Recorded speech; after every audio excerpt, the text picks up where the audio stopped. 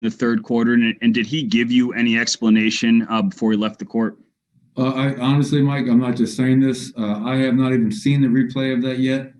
I did ask Zach Zarba, the crew chief, and he said it was, fairly obvious. So, Zach's a hell of an official. So I'll look at it. Jamal didn't say anything. I think it got to that point. There was a lot of physicality between those two. They came out very aggressive in that third quarter, which you knew they would after our first half. But I can't speak too much more in detail about it because I haven't seen the replay of it yet. So hopefully it's nothing more than Jamal being ejected tonight, and we can use it as a learning experience. Vic Lombardi. Coach, in that third quarter sequence, Dallas takes a 7-point lead. Things could have gotten crazy there, but your team persevered. What was the reason there? How did you hold it together? Well, I think it came down to the fourth quarter. And the group that started the fourth quarter, Vic, I thought was incredible.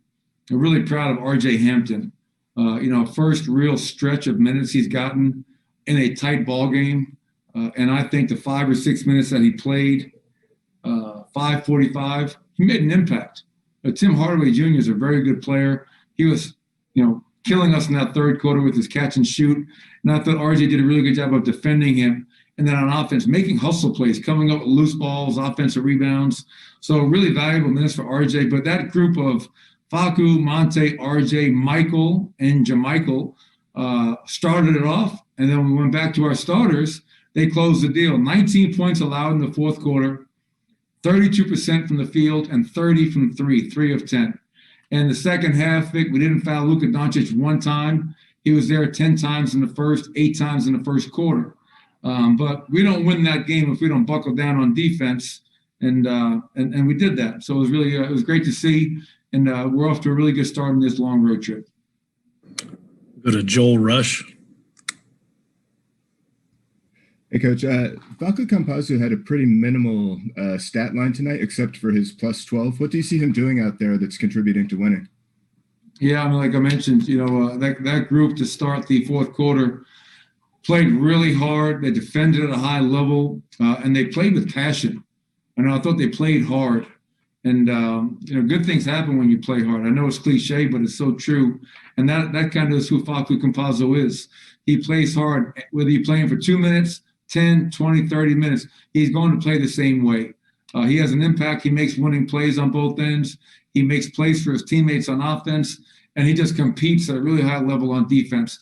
What he lacks in size, he more than makes up for with the size of his heart and his competitive spirit. So that was fun. Michael Porter, usually guys ask the first 5 questions are about Michael. So since you guys haven't brought it up, I'll speak about Michael. He was tremendous tonight. Obviously, I thought our bench as a whole, our bench scored 63 points to their 29 in Dallas. But Michael goes to 30 and 8. DeMichael Green goes to 17 and 8. Big night for both of those players. And we don't win the game without Michael Porter having the game that he had. So that was great to see. Todd Romero. Hey, Coach, it's kind of odd to see every starter be in minus numbers, yet your bench comes up. Every one of the bench members was in plus numbers.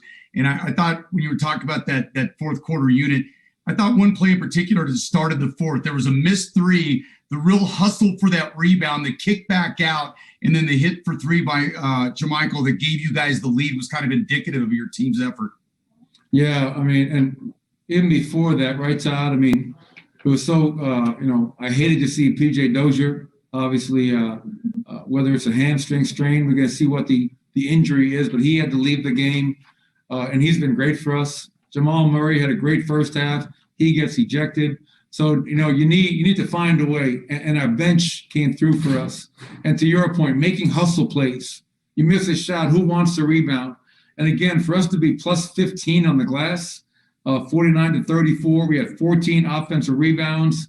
Those are valuable extra possessions that we're generating. And to your point, that one led to a DeMichael Green 3.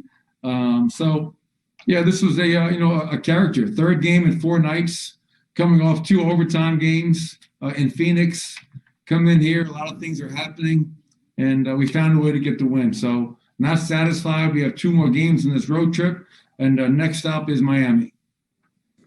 Go back to Mike Singer.